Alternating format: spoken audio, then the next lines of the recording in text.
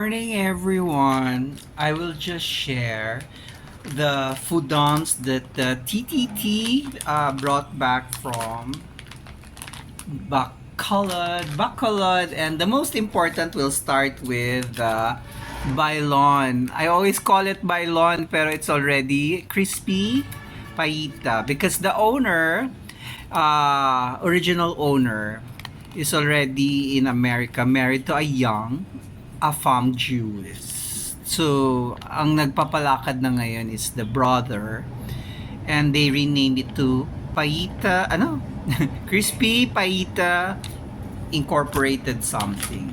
So, this is it. I like it. The last time we had this, I asked my friend Ann Pike because she had something to do in Bacolod a few months ago. Sabi ko, bili ka nito. And it has to be this. Humihila na pa sa lubong. Demanding. So, yun. Hinanap niya on the day that she was going home. Anyway, maliit lang naman ang Bacolod. With very wide roads. Pero, meron bang traffic sa sa Bacolod? Nagka-traffic din despite the big wide roads. Barry was stuck in for an hour or so. Nag-taxi siya na stuck o nag... No, yung friend.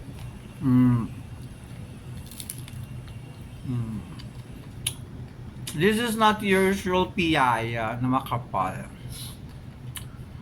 Sarap. And then of course, the bayi-bayi. Ang laki. So if you don't know how it tastes, it's like espasol without the funda. So when we were Iloilo, wala lang kaming ginawa. Iloilo and Silay, wala kaming ginawa kundi maghanap ng bayi-bayi. 2 years ago, hindi kami makahanap. Finally, nakahanap kami sa near where we stayed in Iloilo, the old, yung nakikita nyo sa mga pictures and video na old buildings. Malapit doon, may cafeteria doon sa isang near the government offices. Nagbebenta sila ng bayi-bayi. And the bayi-bayi was mga katiting. Kaya pala sabi ni TTT, ang liit naman ang bayi-bayi nila. Yeah. Tapos, this one, what did you buy?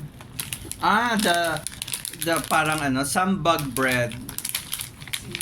Sinambag. I don't remember anong lasa ng sinambag. Is this dry and no taste? Doesn't have any lasa. You dip it sa kape. Yan, you dip this sa kape. So, but the color is medyo diba? Iniisip mo may lasa, pero wala daw lasa. I will reacquaint my tongue to sinambag. Kasi ako, ano nga isang favorite mo na matigas? Banyadas. Banyagas. Banyadas. Banyadas. Parang hindi banyadas. White yung... Oh, yung mukhang turtle lang Yes. na walang lasa, na parang stone. No, yung pinapabili mo sa Quezon, Pinagong. pinagong. Yun ang aking idea ng dapat walang lasa. So maybe later I will taste it. And, of course, kasama niya sa biyahe, pero may gift sa kanya. Ang Napoles. Napoleons. Ay, ano no? Napoleon. Napoleones. Saan niyo binili yung Napoleones? Si Madam ang nasa isip ko.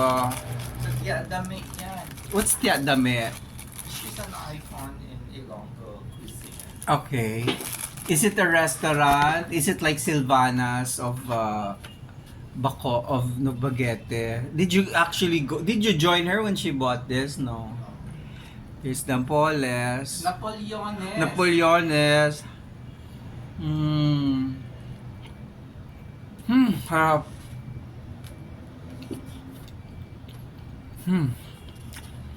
Yun. Yun lang. Grabe. Ang sweet niya, sumasakit ang ngipin ko. Para akong kumakain ng Swiss chocolates na habang isang kagat pa lang nagre-react yung ngipin ko. Pag kumakain ako ng chocomucho, hindi masakit ang ipin ko. Pero pag kumakain ako ng mga Swiss, tama ba? Swiss chocolates. Hindi tayo bagay. Nire-reject ng ating oral cavities. Anyway, thanks for the food, yeah.